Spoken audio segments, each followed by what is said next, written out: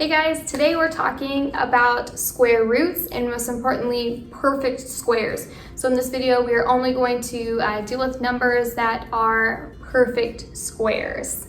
So the first two things that I want you to know are a couple of vocab words. So make sure you write these down, write the examples down. The first one is, what is a square root? What am I talking about? It is one of the two equal factors of a number. Okay, you still don't know what I'm talking about? Take a look at this example. Take the number 16. So 16 is a number. The factors of 16 can be 4 and 4. So 4 times 4 gets us to 16. You can continue the factor tree, but we're going to stop right here. It's one of the two equal factors of a number. 4 times 4 gets us to 16. 4 and 4 are equal. So the square root of 16 is 4. Okay? The next thing that we want to talk about is perfect squares. What do I mean when I say it is a perfect square? Perfect squares, their square roots are whole numbers. So 16 is a perfect square because its square root is a nice whole number of 4. Where not a perfect square example would be 18. You're like, oh, but 9 and 9 gets me to 18. No, we need to do multiplication because it's factors. So I can't think of any two whole numbers, identical factors, that are going to multiply to get me to 18. If I type it into my calculator, the calculator is going to tell me the square root of 18 is 4.2426, and it keeps going. This is not a nice whole number. 18 is not a perfect square. Our goal today is to be able to evaluate square roots and use square roots to solve equations. So what we need to know, first of all, is a square root symbol looks like this. This is not the long division symbol because it's got this little tail right here. So example number 1, evaluate the square root of 9. What we're asking ourselves is, what factor squared would equal 9? That's what you're asking yourself. What two numbers, a number times itself, is going to equal 9? So what's that factor that's going to be times itself to equal 9? So we know that f squared means f times f, the same exact number times itself to get 9. I know that 9 can be found when I take 3 times 3 to get 9. So the answer to this problem is that the square root of 9 equals 3. Example number 2, let's try something a little more difficult than the number 9. Evaluate the square root of 64. So again, we're asking ourselves, what factor squared gives us 64? So we need a number times itself to give us 64. Well, let's start by asking, what are the factors of 64 that we know? Well, let's make a T underneath it. I know 2 times 32 gets me to 64, but they're not the same number, so that won't work. I know that 4 times 16, that gets me to 64, but they're not the same factor, so that won't work. And I know that 8 times 8 gets me to 64, and they are the same factor, so we have a winner, and the square root of 64 equals 8. For the next example, we need to evaluate negative square root 4. Ooh, there's a negative in front of it. What does that mean? Not a big deal. We're going to take our 4, make our T. We know that 1 times 4 gets us to 4. Just a normal 4. We're not putting the negative with it. But those aren't the same factor. That's not going to work. The only thing I can think of is 2 times 2. That does work.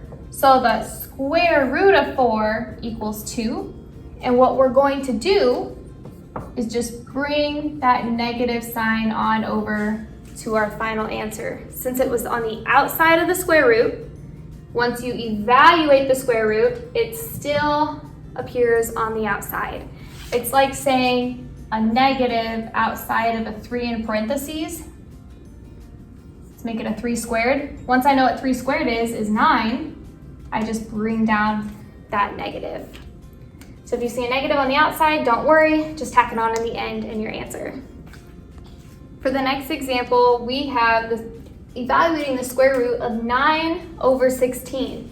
9/16. It's a fraction, but I want you to envision it as 2 separate pieces. I want you to break this apart and say the square root of 9 over the square root of 16.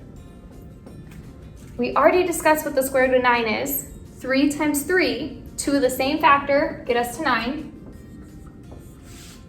We discussed this one. It was our example in the beginning. 4 times 4, same factor, multiplied by itself gets us to 16.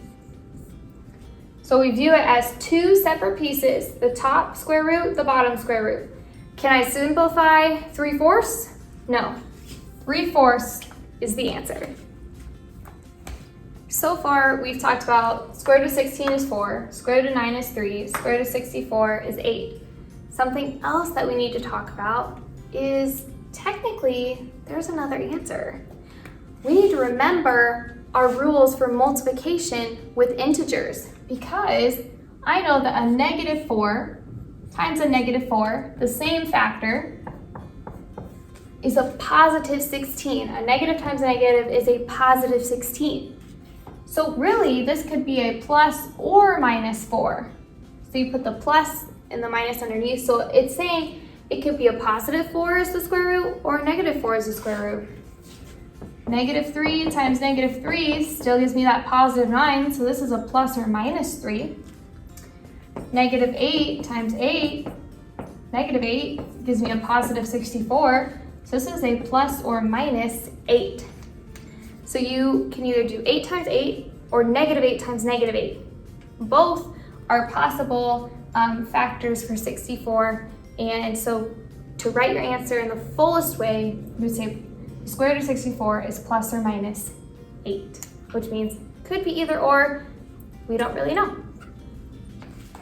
So why do we even need to know this information about square roots? Well, being able to evaluate a square root is going to help you solve equations that have x squared or some variable squared. What you saw in the previous examples is I said, what factor times itself would get us to 169? If you don't know, one thing that you can do is actually go through the steps of solving it. So for example, anytime you see something squared, to undo it, you square root it, okay? So to undo it, you square root it.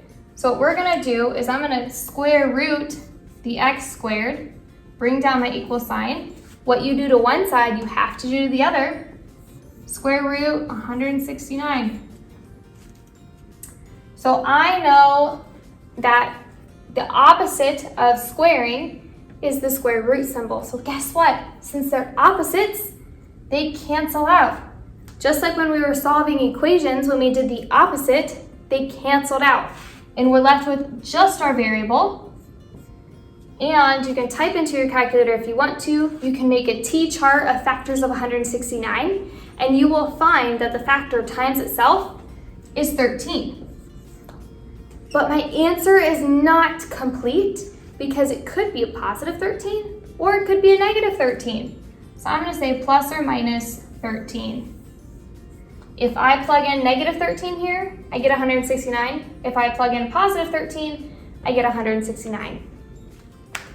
Last example. You need to solve for W. Now, you might think to yourself, okay, I know this means W times W equals 36. What number times itself equals 36? You might know, or you might not know. So instead, you can solve for it. To get the W all by itself, to get the variable alone, we need to do the opposite of squaring, which is to take the square root. Square root of W squared, what I do to one side, I have to do the other side. Squaring, square root, cancel out because of the opposite. We're left with just the variable. Bring down the equal sign and think of what would the square root of 36 be? Well, if you were to make a chart or type it into your calculator, you would find that 6 times 6 equals 36. But our answer is not complete because also -6 times -6 equals 36. So your final answer is W equals plus or minus 6. Those are all the examples that I have for you today. I hope that I have covered a lot of the situations that you are going to encounter on practice problems, and I hope you found this video and the examples useful. Good luck!